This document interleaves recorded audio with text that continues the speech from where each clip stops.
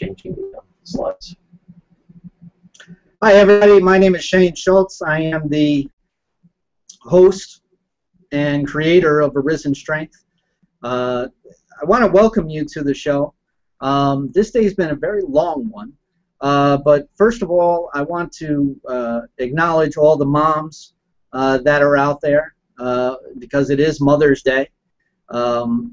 We definitely, I put a post on Serenely Speaking and Arisen Strength earlier this morning that if it wasn't for the moms that are out there, we wouldn't have all the miracles that we do have around us, and that's our children.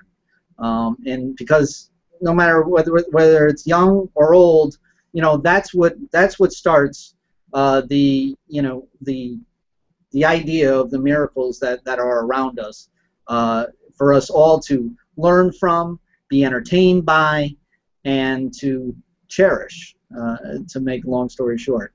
So I want to say thank you to all the moms for being who you are. Happy Mother's Day. And there's Wayne, who I'm going to introduce now, our producer of Arisen Strength. Wayne, how you doing?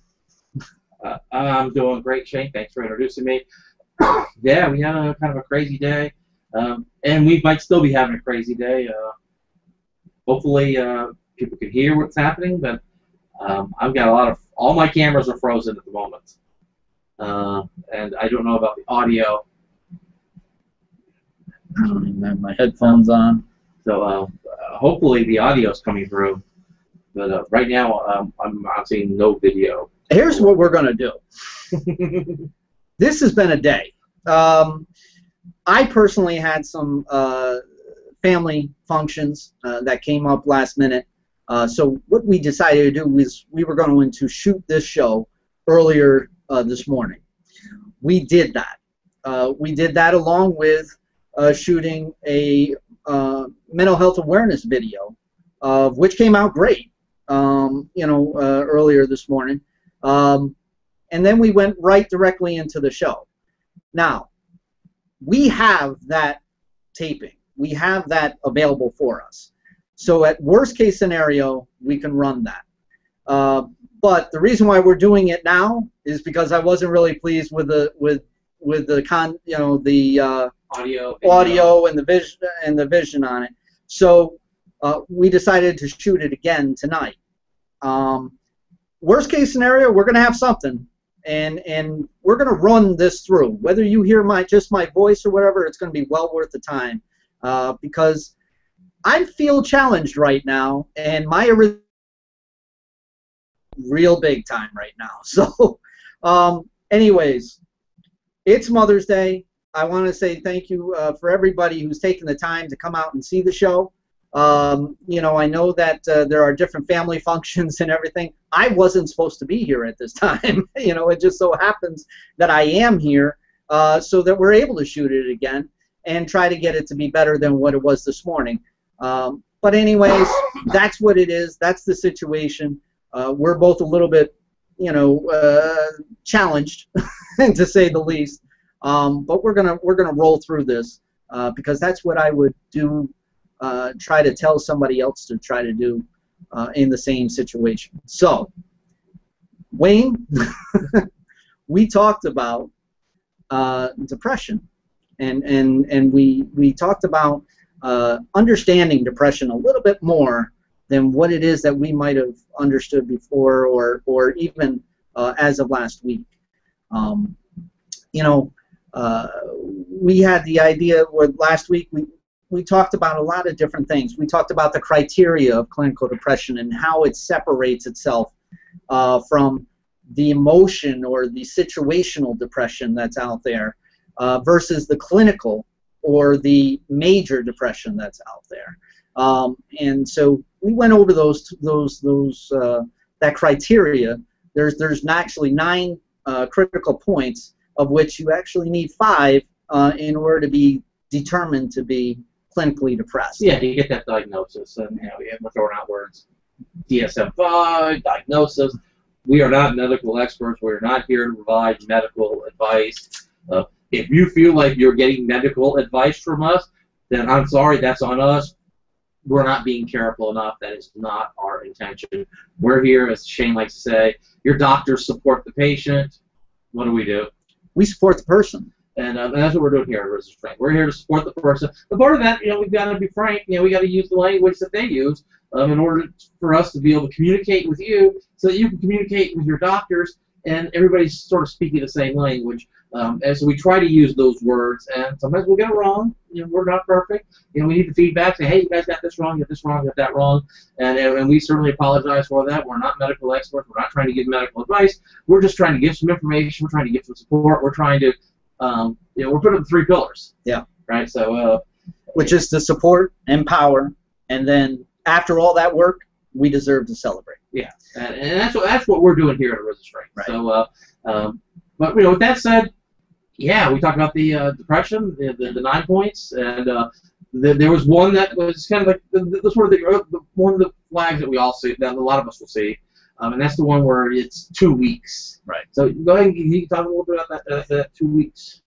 Yeah, that's the cutoff point, and when I mentioned the DSM-5, what that is it's an actual book that has all the diagnoses that are out there in regards to behavior health or mental health issues. It is used solely for the use of medical insurance. So in other words, is your insurance going to cover the type of treatment or the amount of time that it takes for the treatment, based off of that diagnosis? So that's what it's for. And it standardizes the communication between the doctors and the insurance company and the doctors amongst themselves. They say, this person was diagnosed with 8.5, 0.92, and everybody knows, both on the business side and on the medical side, people can kind of understand each other's thinking without a lot of subjective words. There's these tables, but they are being driven by insurance. So it's there's the medical, trying to communicate medical information, but it's also trying to do it in a business-like manner. Yeah, which is nothing of what Arisen Strength is about. Right. I personally know about it only because I've had over 20 years of experience with it, as well as my own experience being a patient myself. You say 20 years of experience with it? I have 20 years of experience utilizing it in my profession as a medical billing specialist, as well as a consultant. So I know a lot about it when it comes to that point. But at the same time, that's not what I want Arisen Strength to be anything about. What I like Wayne said, and like I've said numerous times, we're here to help and support the person that the professional is helping the patient.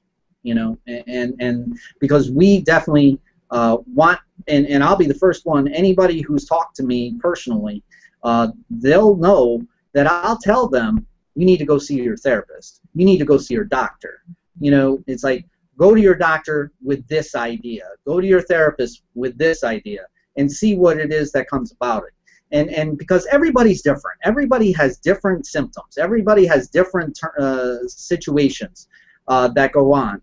So, there's not one perfect way of being able to help somebody, especially when it comes to this most complicated condition. And that brings us, to what we did last week. Now, last week was kind of heavy. It really brought out some of my own personal experiences as well as Wayne's experiences with depression.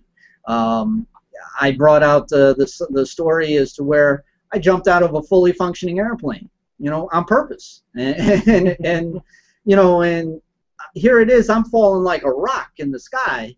And it's what I want to do, and I'm having, I should be having the greatest time of my life. But as I was up there, I was having a very hard time enjoying it. I was to the point as to where I had to force myself to try to enjoy it the way that I thought that. To be clear, you had a parachute on that you were planning on using. This is what you didn't just jump out of an airplane. If anybody out there is panicking or nervous. Well, let's talk about that for a second. Because, it's like, yeah, I had a parachute, but I also had a twisted parachute, so the thing was twisted 8 times, and it's like, and that in itself, you would think would have my heart beating a little bit, and my emotions a little bit driven towards like, oh my God, I survived, or this is great, or something like that. But in actuality, I was sitting there having a very hard time with it, and I was sitting there trying to. And if you don't know what I'm talking about, go back and see the video that we did last week, because I go into it pretty much in detail as to what the situation was, and how it is that I had to get through that. And when I was done, it was what's next. It wasn't, I had a great time. It was what's next. And that's part of my symptoms of depression, because I'm always looking for something to make me feel better. And that's to try to uproot myself out of my feeling that I have inside in order to see if I can find something that's going to make that change. I know you know a lot about that for yourself. Yeah, for me, a lot of the symptoms of, I believe, mental illness, and depression was a big part of that, led to many years of alcohol abuse. One of the things that happens when you have depression or anxiety, and many other cases, is you look for something. You're looking for something. You're trying to fill a hole. You're trying to fill a void. And you're really just trying anything, and what ends up happening is that first thing that almost feels like it works, and maybe it even does work once or twice, right. You latch onto and you hold onto and you never let go. When I say you, I mean me, and before I know it, I'm in a world of addiction. I'm a man with one tool. I have a shovel, and the only thing I know how to do with it is dig a hole. And if I dig a hole because I want to feel comfortable in my little hole, but that's the only thing I know to do. I'm just digging more and more, and then when I start getting really desperate, I dig faster because right. It's the only thing I know how to do. Right. And as you might imagine, if you're trying to get out of a hole, you don't dig faster. That's not the way to get out. No, but that's the only way that we know how to do it. And so that becomes trapped in a life for me of addiction, of abuse, alcohol abuse. So people have their own things that they latch onto. It can be anything, all kinds of forms of self-harm, of cutting, burning, to drugs or sex or gambling. There's lots of different things, and people latch onto something, they hold on to it, and it's very difficult to let go. Even if it's destroying your life, it's difficult to let go of, because there's almost like this distant memory of, hey, it worked once. Yeah. Maybe it'll work again, or I don't know what else to do. There's a certain familiarity with it. Yeah. And it's funny how you should talk about that, because my situation was, and I talked about it last week, is I had a lot of advantages that some just don't get to have. I mean, I never had to worry about a roof over my head. I never had to worry about food on the table. Christmases were pretty damn good, and I even was able to attend a high school that was number 6 in academics in the country, because of the love and sacrifices that were made for me. Now, on paper, this is all great, but here's the thing. In reality, that worked against me in a great way, because everybody on the outside looking in didn't understand or couldn't even comprehend that I was feeling the way that I was feeling on the inside. And so here it is. I was working against stigma. I was working against opinions, and I was working against reality of the situation is that I had it pretty good. And distorted thoughts is that, I think you talked about this before. Yeah. I know you talked about it before. Is that, like, going to this school? There was a little corner of your mind, or maybe a big corner of your mind, where you were viewing it almost as a punishment. Absolutely. So you get this distorted thought of, like, I am being punished and sent to this school, rather than recognizing I am being given this opportunity by going to this highly accredited school, and I'm getting an opportunity that almost nobody in America is getting. Right. And because of sort of thinking and viewing it as a punishment, it really colors your whole experience there. Oh, totally. I mean, it wasn't, when I was given, I was kind of given an ultimatum. Don't get it wrong. I mean, it's a military Catholic school, so you can understand.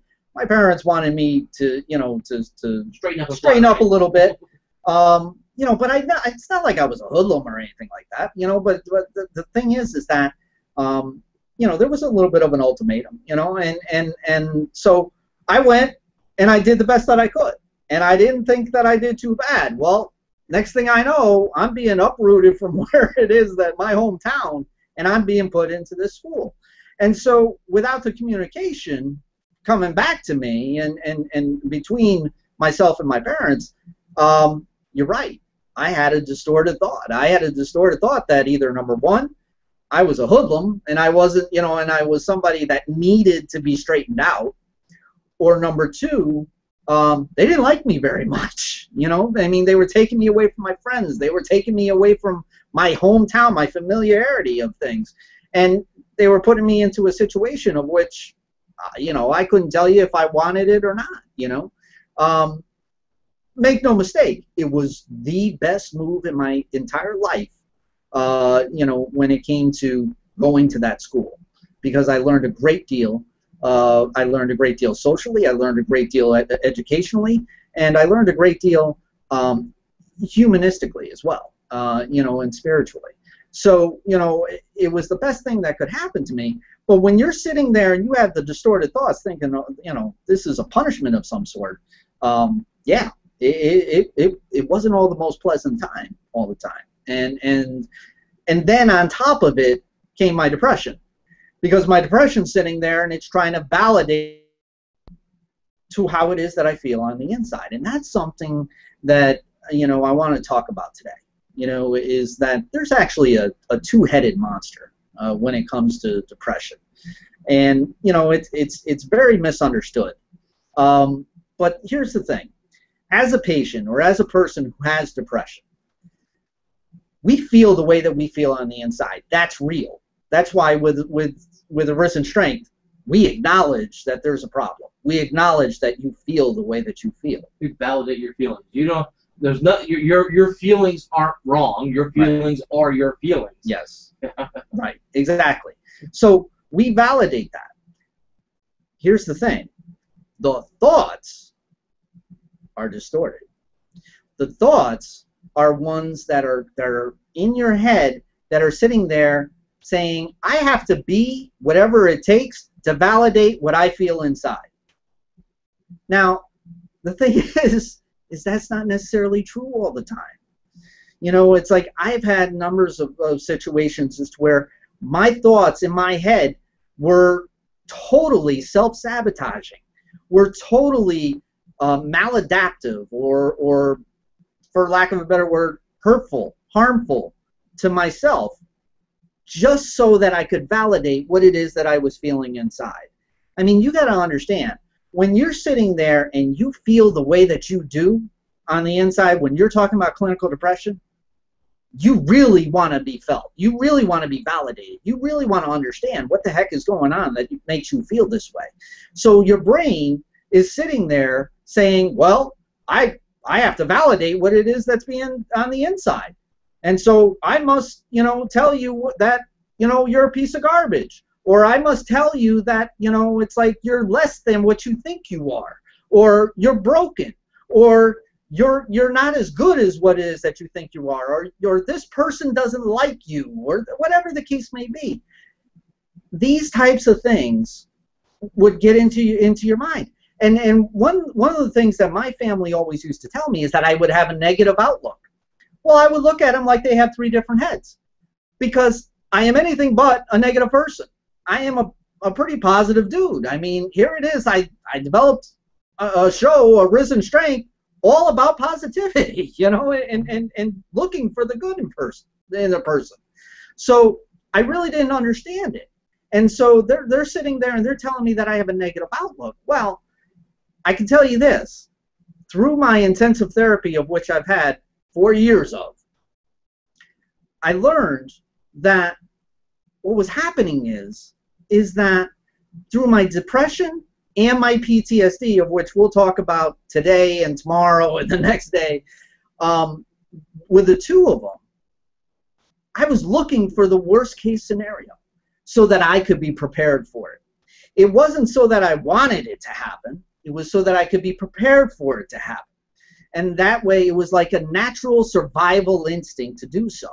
And when it would come to when somebody would sit there and invalidate me, well, I'm going to act a certain way because I want people to understand what it is that I'm thinking, what it is that I'm feeling. And I don't want to feel that way, but that's the way it is. And so, you know, it's anguishing on the inside. It's maddening, you know, when you're dealing with something like that. And I know that Wayne can attest to it. Yeah, I know for me, one of the things I did is I bought into just staying inside. I mean, I got to the point where going outside, there was too much stress associated with it, and you know, so there's a lot of stress and anxiety related to going outside, and then feeding into the depression, like, well, you know, just don't go outside. You know, you don't need to be doing that to other people. You don't need to be doing that to yourself. And I went a year and a half. I didn't go outside my apartment. It was, you know, when you think about it as a year and a half, it sounds, you know, it's like, well, how do you not go outside for a year and a half? But you know, if you do it one day at a time, it's amazing what you can do one day at a time if you just do it every day. So I only had like not go outside this hour. I had to just not go outside until after I went to bed, and then repeat the next day. And you know, but it became these really distorted thoughts of you know, just, you know, trying to, you know, justify, you know, I'm not worthy of help, or, you know, this is as good as it gets. You know, people aren't going to be able to help me. Yeah, I'm going to go out and I'm going to look for all this help, and to what end? You know, it's not going to help me with my anxiety or my depression. You know, there's these little lies that you tell yourself. They're just, you know, just completely, yeah, you know, keep saying the word, but it's just true. It's this distorted thinking. Yeah, I mean, it definitely is. I liken it to, when I talk about my situation, I liken it to a demon on the inside. You know, I mean, with my addiction, with my mental health, whatever the case may be, they're pretty much the same damn demon. It just plays a different tune. And so, you know, when it comes to my demon inside, they're manipulating the situation. They're manipulating whatever it is that I need in order to feel okay and to stay within that bubble of where it wants me to be at that given time. And I know, you know, Wayne talks about how he stayed in his house for a year and a half. He didn't move. You know what I mean? He didn't venture outside. You know, and he's not joking. He stayed inside, folks. He stayed inside for a year and a half. Okay? Now I know with my situation, I'm a pretty social guy. I love to play golf. I love to, you know, go out. I like to go out to eat. I like to, you know, take walks and everything like that. When I'm in my depression, there's none of that. There's none of that thought of going outside to do that. In fact, I can tell you a story that when I came home from the hospital one day, that was an experience in itself. You know, where the floor seems to move out from underneath your feet when you're dealing with this type of situation. My family did a wonderful thing for me. They went ahead and they simply cleaned up my apartment. They did more than just do that. They did laundry. They did a whole bunch of arrangements. I mean, big Yankee fan, so they had a shrine type of thing, a whole corner full of Yankee stuff. And like I said, I'm a very, very big golfer, so you know, they had all my golf stuff in one particular area. You know, everything was really nice. They went out, they bought new linens, they bought new curtains, they did all these sorts of things, and it was absolutely beautiful. And you know what? I was appreciative as all could be. You know, and it was something that you know, I'm starting off new. This is great, okay? But then, when I all of a sudden fall back into my depression, when I fall back into my familiarized feeling of decaying on the inside, I can tell you this: there was nothing that was anywhere, there was nothing that was important that was outside of my bubble, which was right around my body. Now, I'm athletic, but I'm not that big, okay? So it's like, it's this much, and it's what I can see forward. So it's the TV and me, you know? That's one of the real insidious things about this depression, is that it takes, pardon me, all the momentum away from any positivity. There's no echo. There's no ripple effect. There's any little good thing that happens. When you're not in depression, it kind of makes you feel good, and then that good feeling lasts for a while, and it carries you through, and then you can start connecting all these good moments of points of happiness, boom, boom, boom, and you stay happy, as you connect them. But what depression takes that away from you, so that you can be happy in a moment, and then as soon as that moment passes, it's gone. It's like, you can come back, see the apartment, beautiful, a lot of hard work done, new things, and in that moment you can be highly appreciative and just really like, wow. And it's almost like, so you turn your head a little bit, and it's like little children, they don't have this object permanence, right? If I don't see it, out of sight, out of mind, it's like all of a sudden it's gone, it's like, and then you're just back to, it doesn't matter, it didn't carry through. There was no momentum. It's depression does that.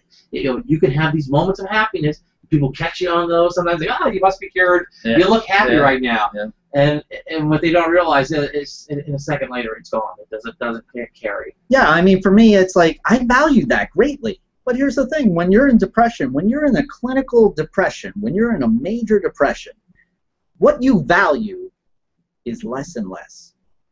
And I can tell you this. There was a point in time as to where after that they went ahead and they cleaned up my apartment and everything like that. Over a period of time, while I'm in my depression, I'm in my bubble. I didn't notice that there's 20 pizza boxes that are over on the right-hand side. Would you say you were just comfortable? Were you comfortable doing that? He's doing this to me on purpose. It's like, the reason why Wayne is bringing this up is because people would say that I was comfortable in my depression. And I used to look at them like they had 3 different heads. And not only that, but I was mad. I was angry. Because I used to say, well, that's kind of funny, because I used to do a number of different things that were detrimental not only to my health, but to my life, because I wasn't comfortable in my depression. And, and people used to get frustrated with me and everything in this sense. Here's the thing, and this is very important. The little things make a difference when it comes to recovery. When it comes to recovery, words are huge. When it comes to recovery, the little things, the little victories, the little accomplishments, they make a difference, because you need to add them up, because they don't always stay within you. All right? So what was happening is, like I said, they would go ahead, they would say I was comfortable in my depression. Well, I knew that wasn't the case. What they were trying to find, and what I'm more familiar with, is that I was familiar with my condition. I was familiar. I was magnetized to my depression. This is what I know. Okay, this is what I'm patternized to feeling. So that is something that I'm going to be very, without any need. It's like it's without any hesitation, I'm going to be that way. There's a lot of different things. I forget what the example that I gave earlier today, but if for those who own dogs, if you go ahead and you take your dog and you let them walk into the water, whether it be a lake or a pond or whatever the case may be, or even a pool, if you let them walk in the water, out of nowhere, their 4 paws start doing this, because that's their instinct. That's what's in their mind. That's what's hardwired into them. That's what they know. And next thing you know, they're in the middle of the lake, and it's like, and you either have to go get them, or you hope they turn around and come this way, and it's like same thing about riding a bike. It's like everybody says it's just like riding a bike. Why is that? Well, because it's what we know. If you remember, when we rode a bike in the first place, it wasn't all that easy. The pedals didn't work as fast as what your feet did, or your feet worked faster than the pedals that you did. And then while you're trying to work on that, oh yeah, you're wobbling like left and right, right? And you're trying to get down, trying to get this down, And then by the time that you fix, oh yeah, where's the brake? And then all of a sudden you fall on the side and it's like, okay, I give up. The steering wheel gets a little judder to it before you know it. It's like, why? A wild turn and just into a tree. And then, but that's the trees. Where do they? Where'd they come from? It's like you're magnetized. I mean, you drive right into the tree. It's like, don't go to the tree. Don't go to the tree. Don't go. Magnetized towards.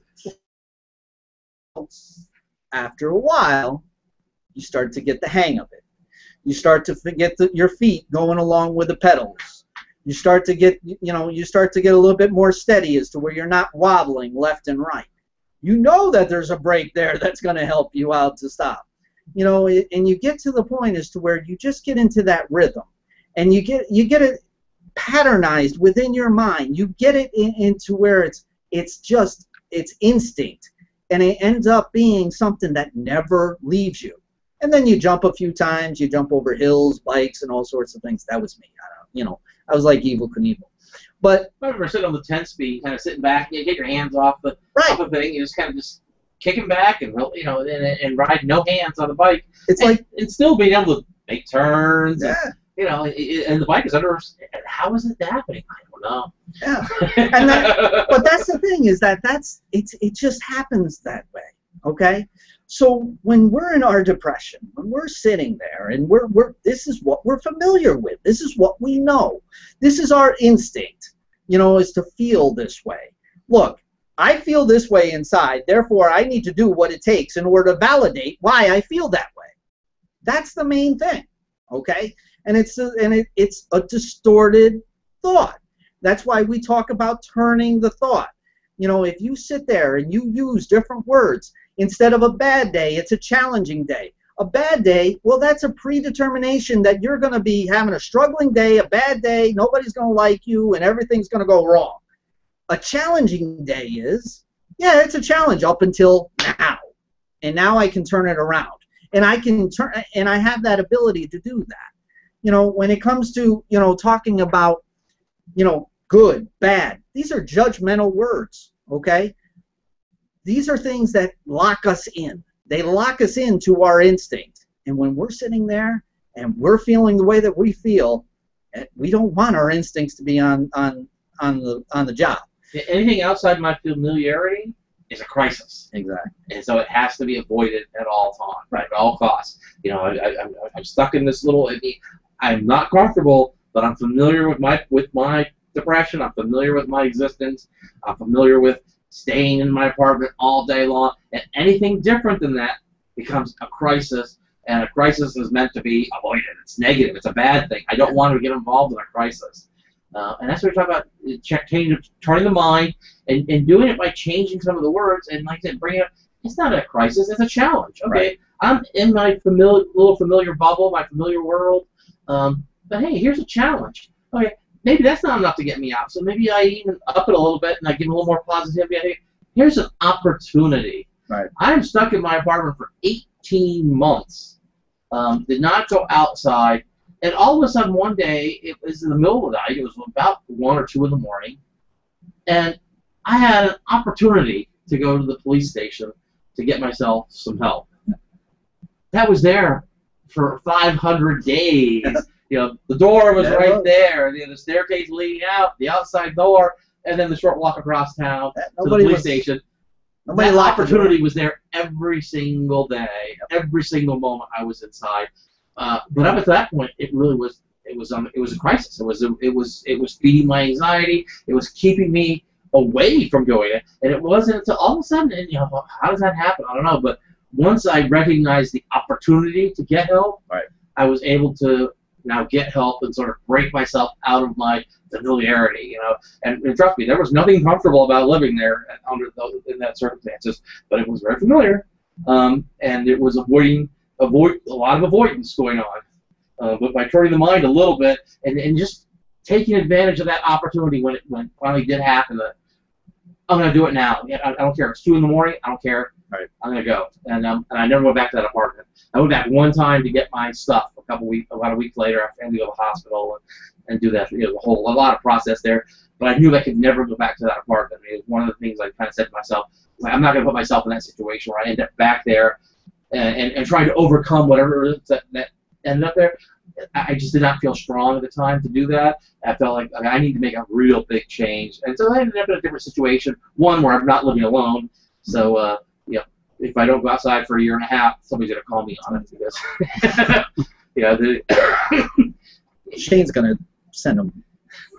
Anyways, but, and that's the thing, is to where I know the self-sabotage, okay, in order to, again, to validate what it is that I feel, and it's little things, it's like, no, I don't want to go outside. It's like, I don't feel well. Maybe I'll do it tomorrow, or I don't want to eat. It's like I can eat something small, and I'll be all right tomorrow, or sleep. It's like, I probably should go to sleep now, but every time that I start to lay down, then I start to think, and then, it's like, so it's better that I just stay up, and then I'll go to work, and I'll catch up again tomorrow. These are little things. For me, it was like, when you get to the job after a while, and tomorrow, well, that catches up to you. And then all of a sudden you're on the job and you're saying, you know what? Yeah, this job, this part of the job, I don't need to do it today. I can do that tomorrow. These are little things that end up adding up, and it's self-sabotage. It's to the point as to where we end up being detrimental to ourselves. And be honest with you, we're going to talk about suicidality all throughout the month. One of the main things that I said when I was suicidal was, I can't trust myself. I can't trust my instincts. I can't trust what it is that's in my head. Tomorrow is not acceptable. You know what I mean? But that's the way that I feel, that it is acceptable, and it's validating to the way that I feel inside. So, this is a big part. And it's a two-headed monster, like I said. But it's also our responsibility as people who struggle with the challenges is to make the differences that we can. And we're going to go over that, all throughout this month. And for the year, and however long it takes in order to help somebody understand that it's not out of their control. It's not out of their hands. It's still within your control. It's still within your grasp. You just need to learn a little bit differently, like I had to, in order to find a way. I think one place where I think a lot of people will find some commonality in self-sabotage, and there's one of these little things that adds up after a while, is not asking for help. Yeah. Oh, that's a big Especially when it's the little things. Right. It's like, it's just a little thing, and, I can ask somebody to help me. I'm not going to worry about it right now. And then what ends up happening is that little thing that you're not asking for help now becomes a big sack of a lot of things where you need a lot of help, and now sometimes it's too much help for one person to help you, and then that help that you require now becomes a life or death situation. It becomes a real crisis, not just a distorted crisis, but it's like you've got yourself into a position where somebody has to help you, and very soon, and that's a lot of pressure to put on other people. Sure. Where if I could have just, I needed a little bit of help, said, you know what, I need a little bit of help here. I need whether it's, hey, can you give me a call tomorrow morning at 7:30, make sure I get up and go to work. That sounds like, that's a weird thing to ask somebody. But if you end up like not going to work for 2 months because you were afraid that somebody just have to call you at 7:30, and because you say you tell yourself, I don't really need that, do I? You got to be honest with yourself. Whatever it is that you need, don't be afraid to ask somebody to help, because that little bit of help, that's enough to get you through sometimes. Right. And it keeps the big stuff from piling up. So avoiding self-sabotage. And one of those is asking for help. Sure. And you mentioned something, and it's going to go to the second part of the two-headed monster, is that eventually there's a situation that people are under the gun in order to help you.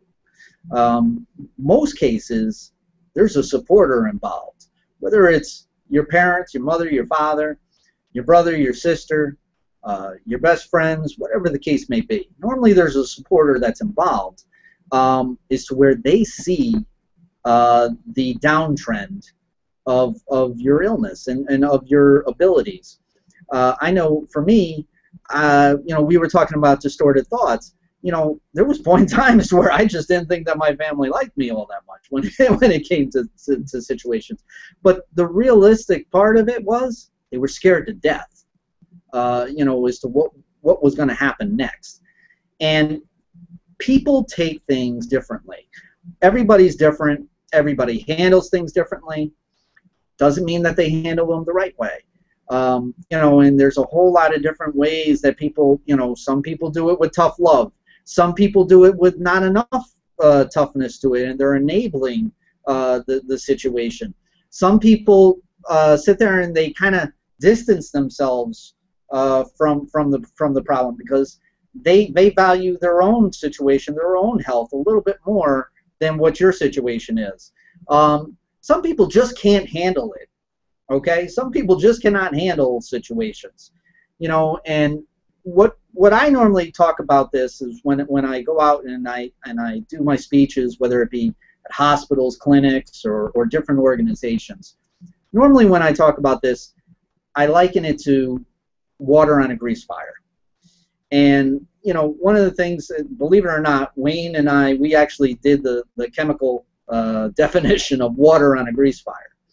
And to make a long story short, if you take one ice cube of water, okay, and you put it on boiling grease, a pan of grease, the minute that within seconds that you put that ice cube there, you end up with, what is it, 1,600? Yeah, the volume of the steam that fills up will fill up with volume like 1,600 times. 1,600 times the size of that original cube. So you can fill up with one ice cube turns into 1,600 ice cubes like that. Hot steam. And the thing about makes it boil. The thing about grease fires, and unfortunately, I'm sure Dan is probably cringing right now because he doesn't have his eyebrows. Remember, he unfortunately had a grease fire in his home. The situation is the uniqueness of a grease fire is that it doesn't just burn on the liquid. It's the steam that's all around it. And we know when we boil water, steam goes up. Well, where is it going to go? Right up into the ceiling. So what happens is when the steam goes all around that pan, it catches fire just like that. And that's why people end up getting burned in a number of different ways. When it comes to this type of situation, it's a very dangerous situation. But here's the thing. When I was a kid, and tell me if I'm wrong, we were in school and we did fireman's appreciation, right? And what did we learn that puts out fire? Water, okay? This is, again, our instinct. It's our instinct to use water to put out fire. If you've got a campfire and you're leaving it, to go to a concert or go home or something, what are you going to do to put out that fire? You're going to get a bucket of water and put it over the hot coals. If you have a grass fire, and all of a sudden, what are you going to do? You're going to get a hose, you're going to get some water, you're going to throw it on it to make sure it goes out. The bottom line is, if you got fire in your left hand, you damn well better have water in your right hand. So that's our instinct. That's what we know.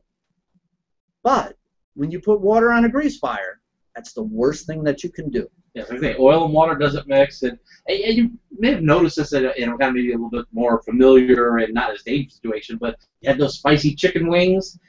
They tell you, drink a glass of milk, have some yogurt. Don't drink the water, because what does the water do? It takes that spicy chicken wing flavor, and then it just spreads it all around.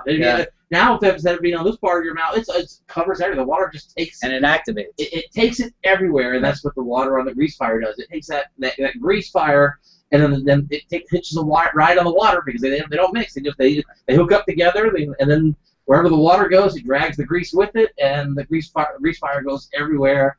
and it makes things a lot worse. Just like drinking a glass of water can make those spicy wings a lot worse. That's why they drink the milk, and then a grease fire, you throw the baking soda, or you have to do something different than water. Right.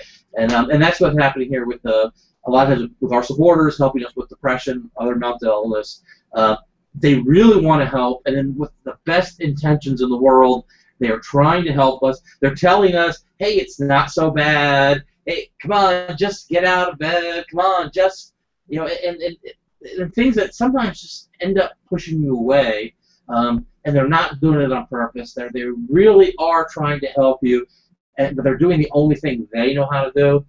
And that's, again, why we say, get some professional help. Because, with the professional help, maybe medication is what's needed. Maybe it's a sort of therapy that's needed. Maybe it's somebody who's not being judgmental, because family members, believe it or not, they could be judgmental. We're judgmental with the ones we love, because we want so much. We want so much for our family members to be well that we kind of judge them when they're not, and then that turns into resentment, and it really has a negative impact on relationships. And to be able to have that sort of take a step back, not be judgmental, and this is where the professionals can come in handy. Is they have no reason to be judgmental against you. They're genuinely trying to help you. They don't have a history with you. They don't remember when you took their toy as a little kid, or they don't remember you running around naked down the street when you were 3 years old. There's no baggage in the relationship. The relationship can be just what it is meant for, and that's therapeutic. And so it makes it a lot easier for it to be non-judgmental. But we can try in our personal relationships with family members, being we the patient or being we the supporters, to try and not be judgmental, but still be firm, be assertive, right. Get the help.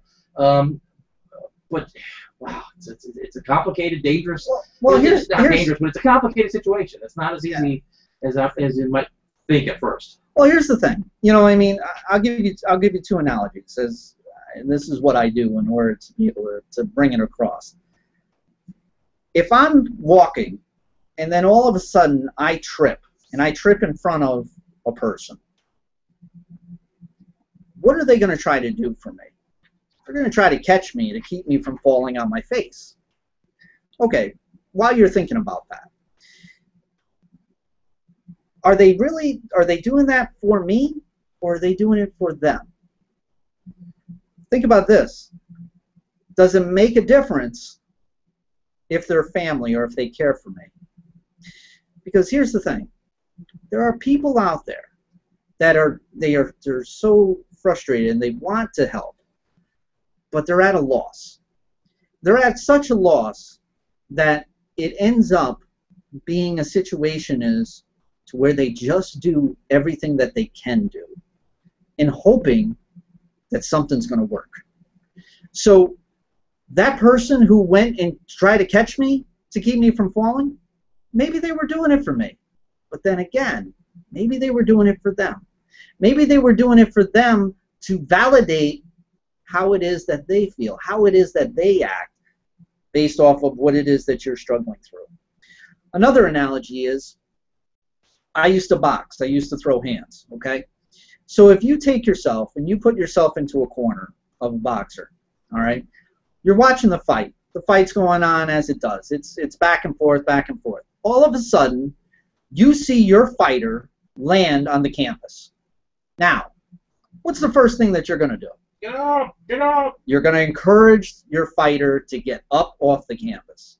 That's our natural instinct. It's our natural instinct not to let somebody lose, okay? Nobody want to fight laying on the canvas. Right. So everybody's going to sit there. They're going to do everything that they can to get that fighter up off the canvas. Well, here's the thing. You don't know what happened, okay? Now, it could have been a left. It could have been a right. But if you ask any boxer, whether professional or amateur, if you ask them, what is it that's going to put them on the canvas the most, they're going to tell you it's the one they never saw. It's the one that they didn't see at all. It's the one that knocked their knees out from underneath them big enough to where they couldn't get up. Okay? So while you're sitting there in the corner, now here's the thing. You got a ref that's sitting there, and the ref is counting your boxer, right? He's counting your fighter down on the canvas. Okay? He's 1, 2, 3, 4, 5, 6. As it's getting closer to 10, which is going to end the fight, is the corner going to be comfortable? Or are they going to be frantic? Are they going to be desperate in order to get their fighter up? While you're thinking about that, let's say your fighter actually does hear what it is that you're saying. And somehow he gets his hands on the ground, pushes himself up, and gets himself up before the 10 count. Okay? Is that a good thing? Or is that a bad thing? Because in my experience, if a fighter doesn't have his legs underneath him, it's not long before he's going to end up on the canvas again and in worse condition than what he was the first time. Yeah, sometimes the best choice is for the guy in the corner to throw the towel in. You know, we have to do something different. We need to regroup. What we've been doing was not working this fight. We have to go on to the next fight. We have to try something different. And a lot of times, that's what requires in our dealing with our mental illness is we have to stop doing what we were doing. We have to stop digging. Right. And say, you know what? The stuff that I've been doing, the choices that I've been making are not working for me. I have to make some different choices. And I have a lot of ideas. You know, I've tried, you know, I only have one tool and it's not working. I need to learn some more tools. I have to get some more help. I have to get some help. I've got to ask for help. I've got to accept the help, and then I've got to give it a chance because it's also not quick. And that's another thing is that, you know, your corner is sitting there, and hey, maybe you're there and you're saying, look, I've seen bigger punches. I've seen you take bigger punches. I've seen worse case scenarios. What in the world are you doing on the canvas? Well, here's the thing. Yeah, you've seen bigger punches that you thought put him down, but you didn't see the combination that he took before you saw that punch that put him down. And that's the thing when it comes to clinical depression. People do not see what it is that's going on. It's they see the mask, they see the outer expressions, they see the outer person, but they don't see what's on the inside. They don't know what the situation is. They don't know, in my personal experience, that when it comes to my emotions, I hold on to them like Velcro. Okay, and then at a certain point in time, at my weakest point, most of the time, all of a sudden, all my emotions go in at one time, and I end up being worse for the wear, or on the canvas, and it's a bad situation. See the whole story. Sometimes we don't see the whole story ourselves. Absolutely. You know, we're looking inside. But we're not seeing that strength that is really inside of us. And I know that's really kind of the origin of this show. You have this wonderful piece, which we take the title of the show from, Arisen Strength, that you wrote about finding that strength inside. And that's one of the messages we bring to people here, is that you have this inside, and we so much want to help you find it. We want to support you. We want to empower you. And then we want to join the celebration when you do find it. And I was wondering if you could go ahead and share with us. It's a couple of minutes long. You're talking about Arisen Strength? Arisen Strength. I will get to that, but I just wanted just one quick thing, is that when we're talking about, and I want to make this clear, medications. People think that medications are going to be the exact same when it comes to medical situations. The bottom line is that medical situations, there are antibiotics and there are antibacterials that are far superior when it comes to getting people to feel better in a short period of time.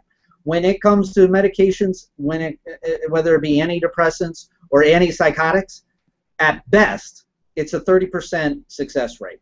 That's what I'm talking about, where we don't see. Okay, we don't see that's the case, because from the outside looking in, hey, take your medications, you should be better. Should be, and that's another word. So, again, these are the things that we don't see. As far as Arisen Strength, yeah, man, that's what started this whole thing.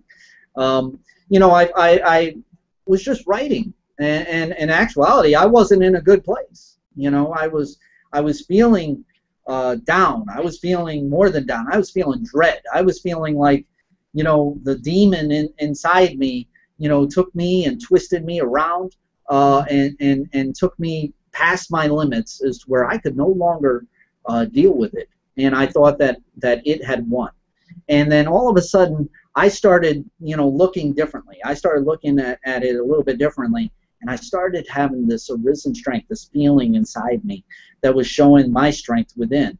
And, you know, I started writing, and, you know, it was something that not only started this show, it was something that saved my life, you know, because that's what got me to that point. And, hey, it goes like this. Hey, where do you think you're going? You can't be done yet because I'm still here. You know what? Never mind. I get it. You saw I was done. I was finished, I was beat, and I was broken. Being honest, I was on the edge of believing it myself. I mean, you took me and you gutted me.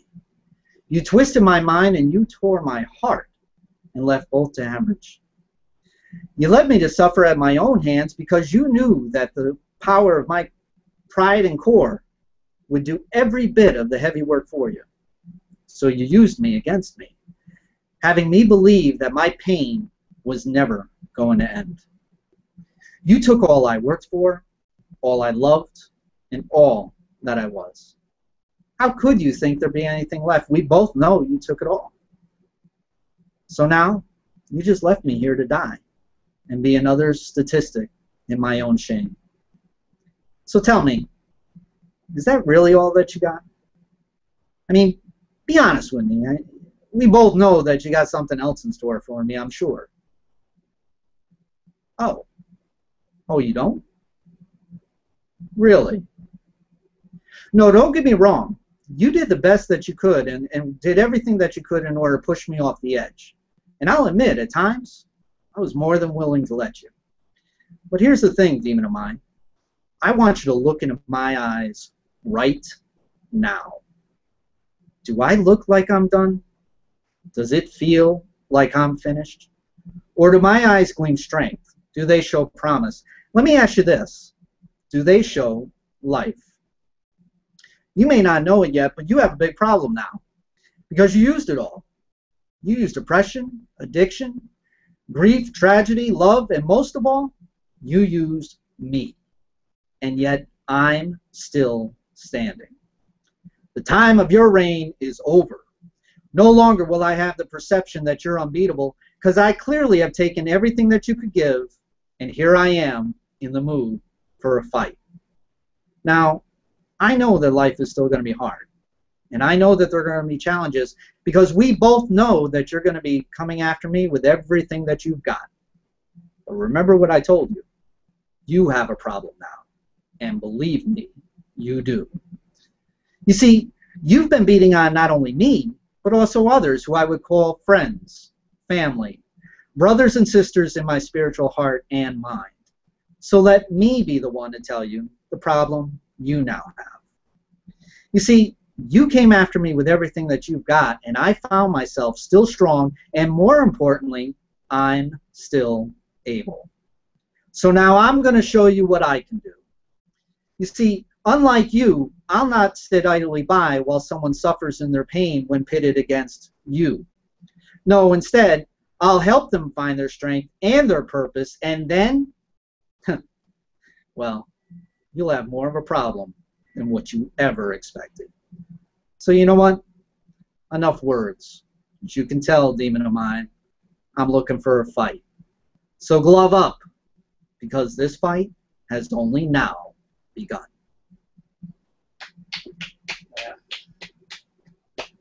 And when, you know, the reason why I can do that is because it's not just a motivational piece. It's not just a piece of writing. It's a purpose now. And that's what makes this strong. And it's going to continue to be strong, not only for me, but for everybody who I'm in touch with, whether it be Serenely Speaking, Arisen Strength, or just me personally.